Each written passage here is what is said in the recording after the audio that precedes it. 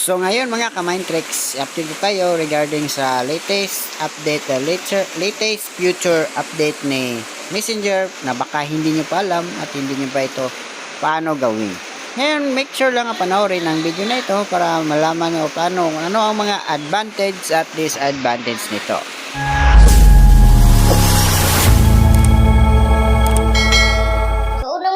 Gagawin is kailangan muna natin i-update yung ating Messenger application in case man hindi pa updated. So para ma-update, pumunta na kayo sa Play Store. Click nyo lang yung Play Store. Then pag andito na kayo sa Play Store, pumunta na kayo sa may search button sa baba.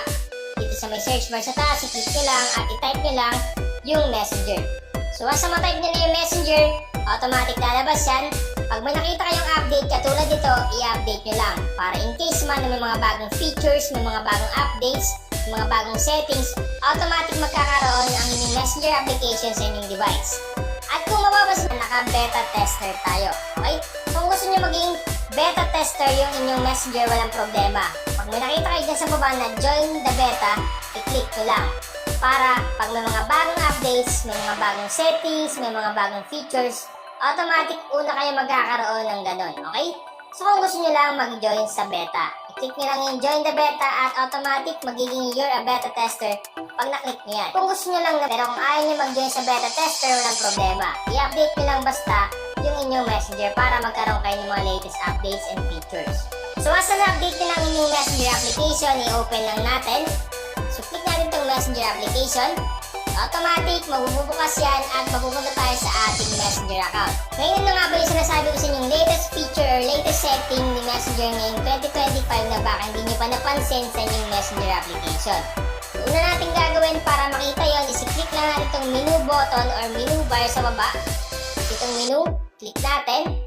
Pag na-click mo yan, dito kayo mapupunta. Sunod natin gagawin is i-click natin itong settings dito. Click settings. Pag na-click mo yung settings, dito sa may preferences, so scroll up lang natin. Dito sa may preferences, sa linya niyan sa baba, scroll up natin yan. May mapapansin kayo dyan, underlined words. So ano nga ba itong underlined words na to? So bago natin i-click yan, itanong muna natin kay Meta AI kung ano yung ibig sabihin ng underlined words dito na settings sa Messenger.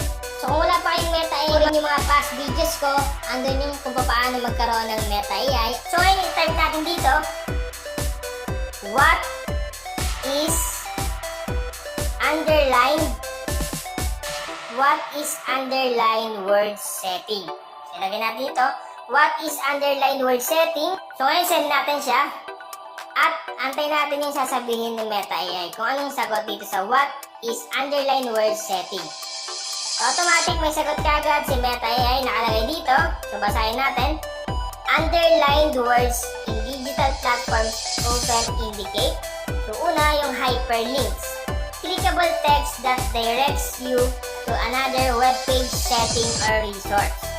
Ibig sabihin lang, yung parang mga salita dyan na may underline, once a click mo daw, automatic madidirekta ka dun sa web page, sa settings, or sa resource. Then dito naman sa formative text, nakalagay dito, text with emphasize to draw attention or convey importance. So dito naman, halimbawa may mga word, may mga text dyan na may underline, pwedeng i-emphasize nila pag click mo yung words na yon. Kunyari, may words na nakalagay dyan na hindi mo maintindihan, tapos may naka-underline. Kaya pag click mo yan, mas maiintindihan mo siya kasi nga magbibigay siya ng ibang mga details or information regarding dun sa words or text na yon. Then sabi din dito, in Messenger, underlined words might represent links to settings or options.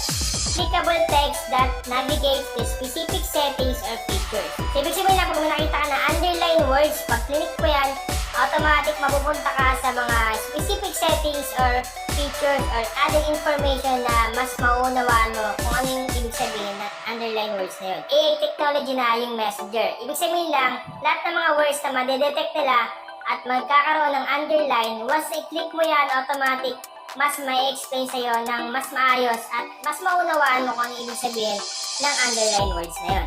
Pero sabi din dito ni Meta AI, pinaka-importante, if you're unsure about specific underline words, feel free to ask. So bumalik na tayo doon kanina sa my settings na underline words. So ngayon, i-click lang natin itong underline words dito. Click natin.